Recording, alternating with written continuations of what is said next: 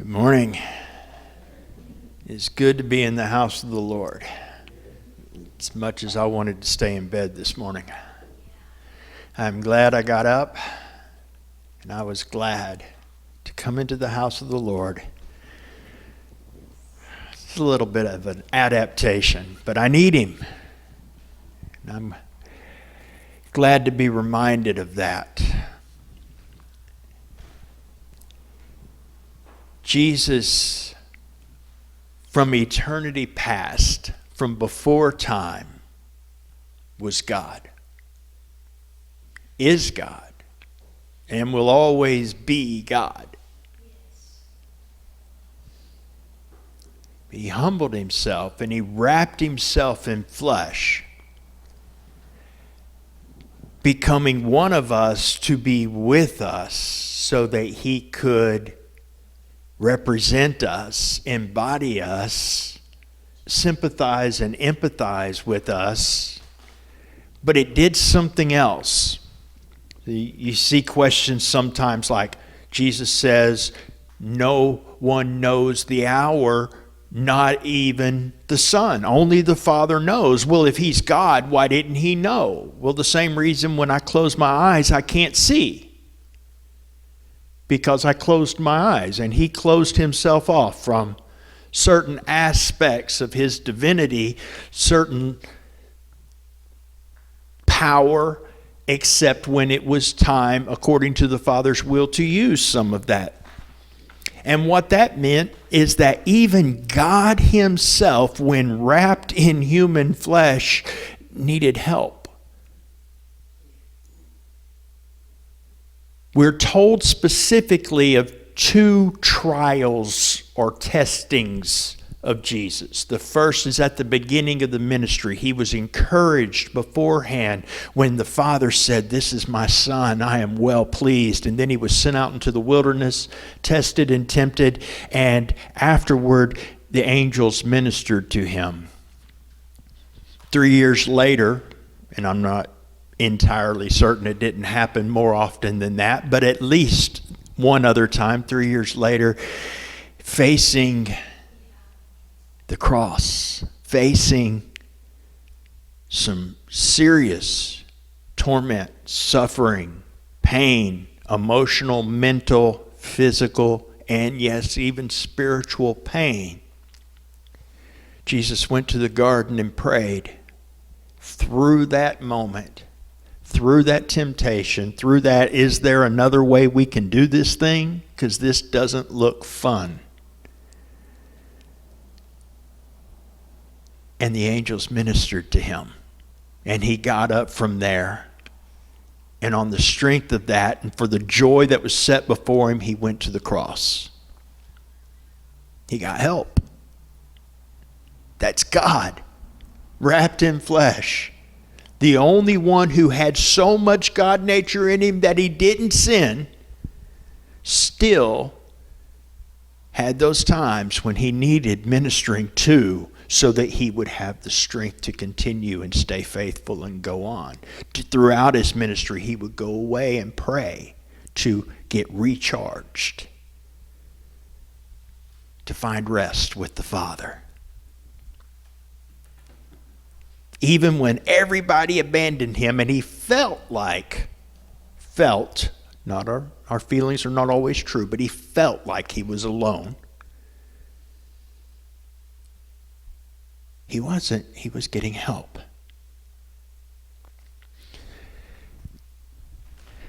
Yesterday, a young man in his early 20s who is getting his education paid for by doing things that a lot of people can't do with a little brown ball. I'm not going to say his name because I try to give praise when praise is due, and when I'm going to you blew it, I try to be a little more gracious. And people who are sports fans know who I'm talking about anyway, but quite possibly because it made a lot of highlight reels yesterday. This young man got an interception and boom, he's off to the races. This is going to be a pick six, which means he caught the ball and he's going to score for his team when it wasn't his team's offensive time. He did a great thing. And as he ran into the end zone, he did his little toss the ball back behind him kind of thing and drew all that attention. And look at me, look what I did. Looks pretty cool when people do that. The problem was he was 6 inches on the wrong side of the end zone when he let go of that ball. And that's called a fumble, not a touchdown. And the team he just intercepted it from picked it up. He blew it. Because he took his eye off the goal and what he was supposed to be doing, and his eye was completely on himself, and he wanted everybody else's eyes on him. Look at me. Look what I did.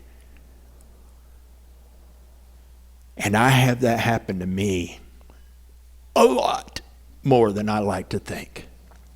It seems, probably not, but kind of hope it is, because if it's not, I missed some when I did reviews. But it seems like every time I forget that the goal is to walk in grace and remain faithful to the Father and rely on His power and His strength and do what He's called me to do for His glory,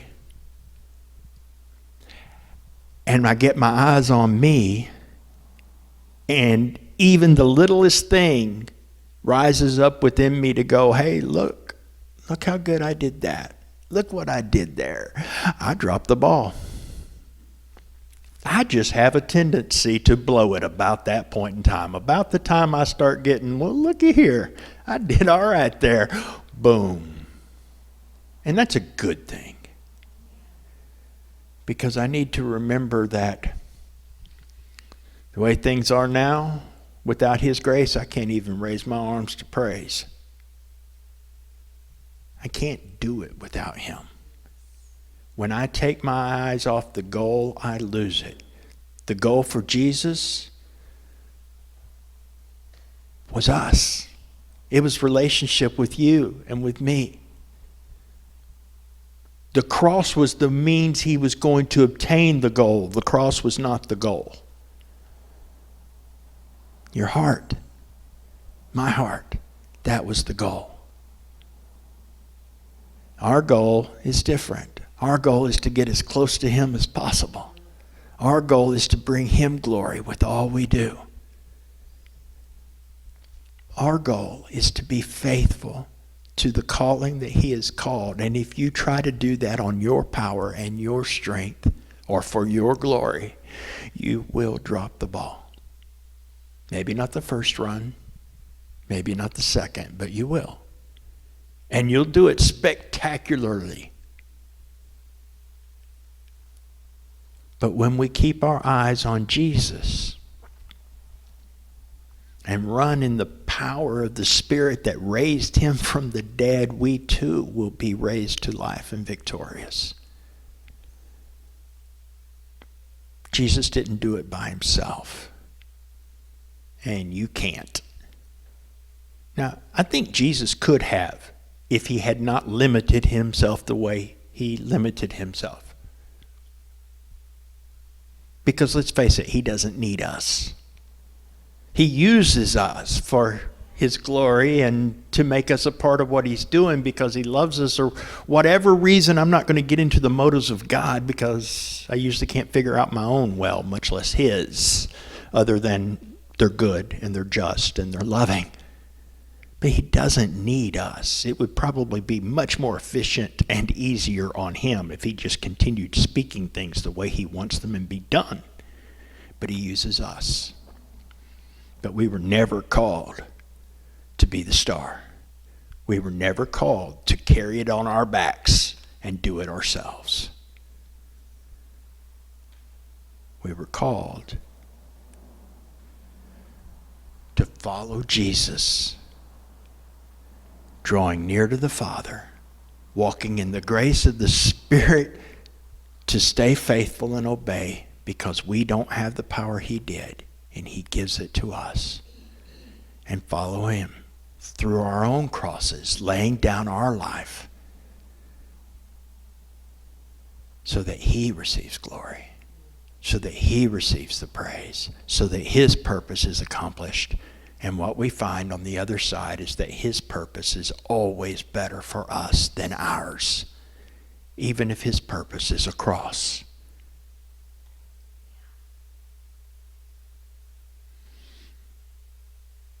So don't think you don't need help.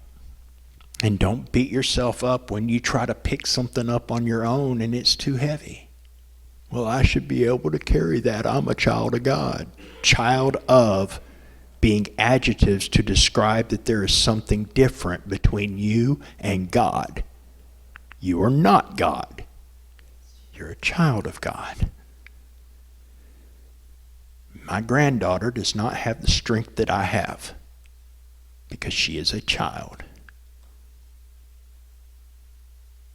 So don't try to do it on your own. Look to him. He will minister. He will provide. He will give you what you need to stay faithful, to walk victoriously, to love him like he loved you. We're not alone. He is with us. And he died to make that possible. But he lives, so we live. Remember what he did. And with a grateful heart that you don't have to do it. Remember and accept what he did on your behalf.